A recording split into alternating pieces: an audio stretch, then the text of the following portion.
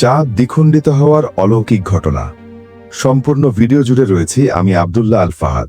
আপনি কি কখনো ভেবেছেন আকাশের বিশাল চাঁদ যদি হঠাৎ দুভাগ হয়ে যায় আর তারপর আবার আগের মতো জোড়া লেগে যায়, তাহলে সেটা কি কেবল কল্পনা নাকি ইতিহাসের এক বাস্তব অলৌকিক সত্য?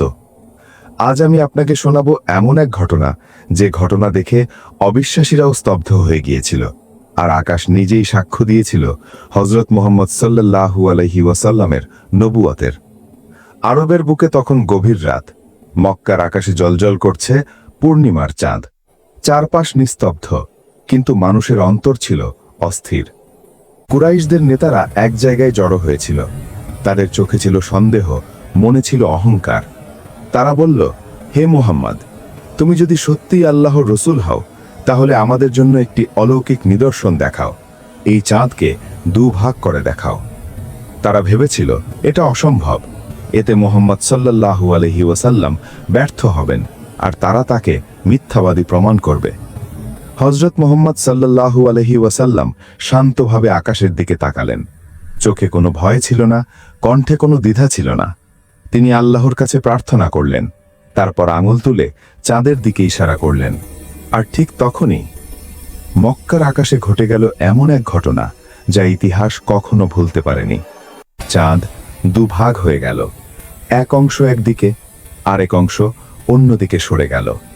মানুষ স্পষ্ট দেখতে পেল মক্কার পাহাড়ের ফাঁক দিয়ে চাঁদের দুই টুকরো আলাদা হয়ে রয়েছে। চারদিক থেকে ভেসে এলো বিস্ময়ের আওয়াজ। এটা কি? আমরা কি স্বপ্ন দেখছি? কিন্তু না, এটা স্বপ্ন ছিল না। কিছু মানুষ ভয়ে কাঁপছিল, কিছু মানুষ চোখ কোচলাচ্ছিল, যেন বিশ্বাস করতে পারছে না। আর কিছু মানুষ বলল, মুহাম্মদ আমাদের ওপর জাদু করেছে। কিন্তু সমস্যা হলো, জাদু তো দূরের মানুষদের চোখেও ধরা পড়েছিল। পরবর্তী সময়ে ভিন দেশ থেকে আসা কাফেলারাও বলল, আমরাও সেই রাতে চাঁদকে দ্বিখণ্ডিত হতে দেখেছি। তবুও কুরাইশদের অহংকার ভাঙল না। সত্য চোখের সামনে দেখেও তারা মুখ ফিরিয়ে নিল।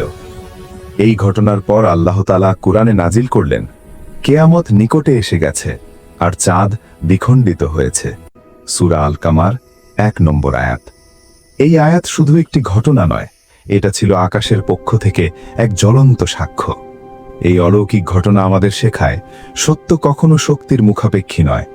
আল্লাহ চাইলে আকাশের চাঁদও ভেঙে যায়। কিন্তু প্রশ্ন হলো, আমরা কি সত্য দেখেও বিশ্বাস করি, নাকি কুরাইশদের মতো অহংকারে অন্ধ হয়ে যাই? হযরত মুহাম্মদ সাল্লাল্লাহু আলাইহি ওয়াসাল্লাম আমাদের জন্য শুধু নবী নন, তিনি আল্লাহর পক্ষ থেকে প্রেরিত এক জীবন্ত মুজিজা। আজও সেই চাঁদ আকাশে ওঠে, নীরবে আলো ছড়ায়। কিন্তু সে চাঁদ যেন আমাদের মনে করিয়ে দেয়, একদিন সে আল্লাহর হুকুমে দুভাগ হয়েছিল, শুধু একজন সত্য নবীর ইশারায়। আপনি কি সেই সত্যকে হৃদয়ে ধারণ করবেন? আজ এ পর্যন্তই। দেখা হবে পরবর্তী রহস্যময় ভিডিওতে।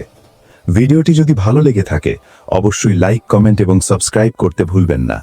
এবং যারা ফেসবুক থেকে দেখবেন, ফেসবুক পেজটিকে অবশ্যই ফলো দিয়ে পাশে থাকবেন এবং শেয়ার করে দেবেন। ধন্যবাদ।